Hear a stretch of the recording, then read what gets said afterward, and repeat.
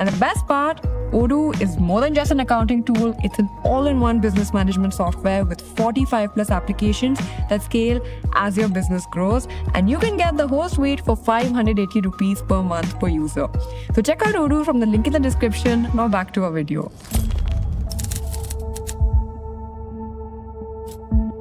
You know, the original promise from our government was brilliant. We were going to brew this fuel from waste, like crop residue or the paddy straw that farmers set on fire every winter, used to produce what's called second generation ethanol.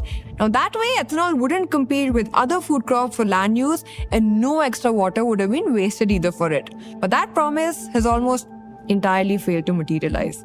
India's flagship 2G plant in Panipat has limped along below capacity for years.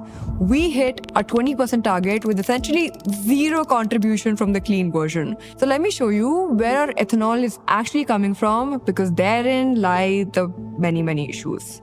Roughly 70% of our ethanol comes from grain like rice and maize, and about 30% comes from sugarcane. Now sugarcane is what we started the ethanol production program with, but unfortunately, it's a water-guzzling crop. You know, making a single liter of ethanol from cane takes over 3,500 liters of water, and most of our sugarcane grows in Maharashtra and UP, which are infamously some of the most water-stressed land in the country. Now, if you look at Brazil, they use corn as well, but theirs is mostly rain-fed.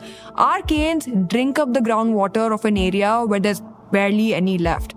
That's definitely not good management. Then what the government did was they pivoted to maize, which now makes up about half of our ethanol source. But take a wild guess how much water it takes to produce 1 liter of ethanol from maize.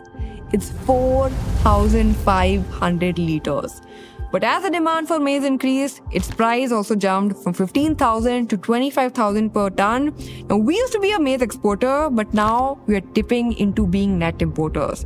About 60% of the maize we did produce used to go to poultry and cattle feed. So the cost of those farmers increases, and subsequently, the price of chicken and eggs are increasing as well. Now, add to that, the surge in maize demand is causing farmers to switch to it instead of pulses and oil seeds, the crops at the center of the Indian platter. In other words, food prices will hike up and the edible oil imports bills will rise as well. The lack of proper management is causing our increase in self-reliance in energy to decrease our self-reliance in food. And finally, we have rice, the worst managed of the lot.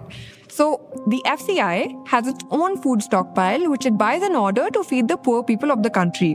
But it's that very rice that they are selling to ethanol distilleries. Now, you have to realize here, okay, those grains were brought using our tax money and was meant for the lesser privileged people of this country. Right now, broken rice makes up 25% of the free ration